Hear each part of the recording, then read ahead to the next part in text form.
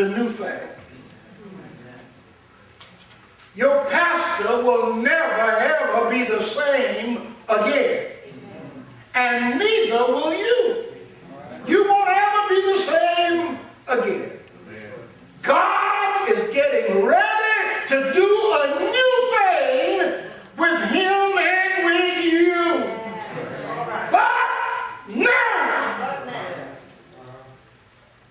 But now, I need to tell you that God never wastes a tragedy. He never wastes.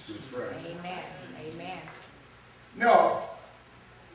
When these worst things come into our lives, they come into our lives to prepare us for a new thing. Amen. A new thing. A new thing. God has something greater that he wants to do with you. Amen. And he don't allow things like this to happen without taking you to another level. God is getting ready to take y'all to another level. He's going to take you to another level. He's going to take you to another level. But now,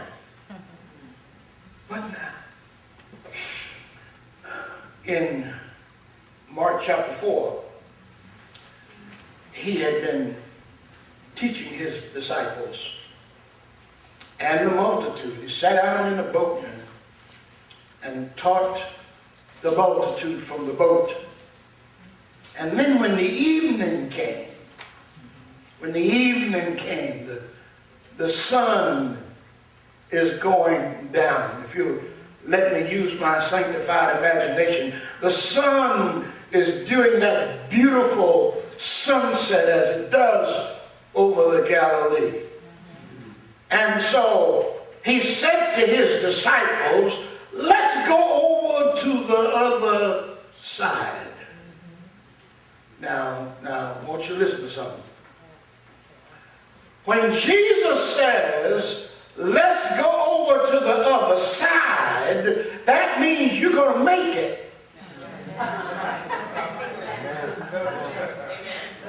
Jesus doesn't say, let's go over to the other side when you're going to get drowned in the middle of the sea. No, when he says, let's go over to the other side, that means no matter what happens, we're going to make it to the other side.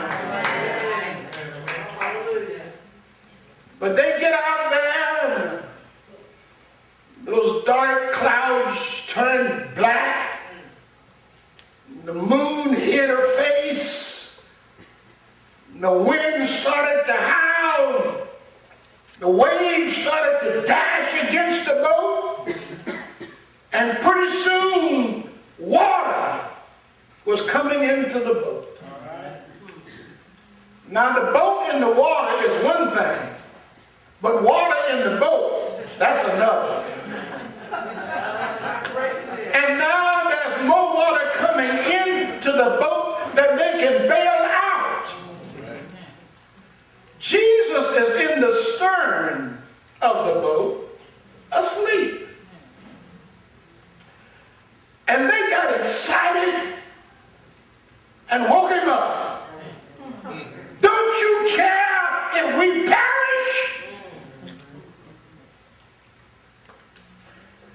And Jesus calmly got up and he changed the but now to be still. Be still. And when he spoke to the wind and the waves, peace be still, that was a great call. The wind went back to where the wind lives, and the clouds rolled back, and the moons began to shine pretty and bright, and the waves laid down like a lazy dog in summer.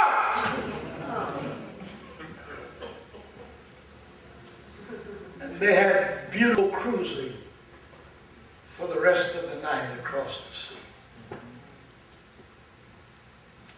When God says, but now, he's getting ready to do a new thing. Don't you know those men were never the same after that? They said, what kind of man is this? Even the wind obeys him. What is this all about? But now, your faith, your faith, your faith, let it teach you. Let your faith teach you and prepare you for that next level. All right. Because when God allows tragedy, it means he's going to take you to a new level. Amen. Another level. Well, there are two more words here in the text. He says, Psalm Joel, fear not. Fear not. Fear not. Now, these two words really rattle our cage. Fear not. Now, we have romanticized angels.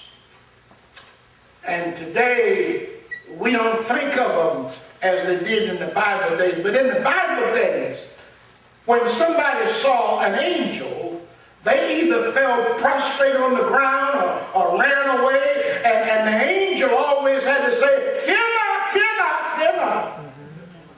Fear not. Fear not. And even Jesus, you remember Jesus was walking on the sea and he was almost to pass the disciples in that little boat and they screamed bloody murder because they thought he was a ghost. Some disembodied sailor tracking them across the water. And they screamed. And what did he say? Fear not. Fear not. Fear not. Fear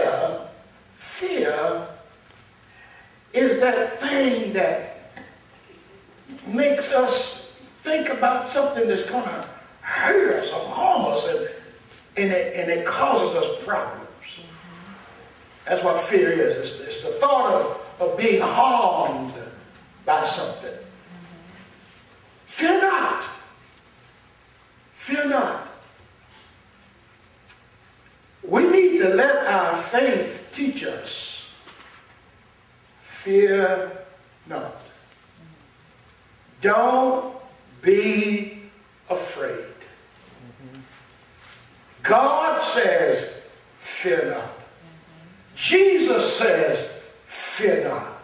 The angel says, fear not. Well, pretty soon you kind of get the idea you're supposed to fear not. You know? Fear not. Fear not. Well, why does God say with so much confidence, fear not? Why? Well, it's right there in the text. Fear not, for I have redeemed you. I have called you by your name. You are mine. I have redeemed you. It's a done deal. Not I'm going to, I've already done it. No matter what you're thinking about yourself, I don't care how bad your worst case scenario might be, I've already redeemed you. Amen. You're not going down. Yes. Amen. I've already redeemed. I've called you by your name. Yes. See, he's got your name written down. All right. He said, now Joe, I know you're facing some bad situations, but listen, I called you by your name. I have already redeemed you, and I want you to know you are mine. Amen. And whatever that thing is, don't you sweat it. You're mine.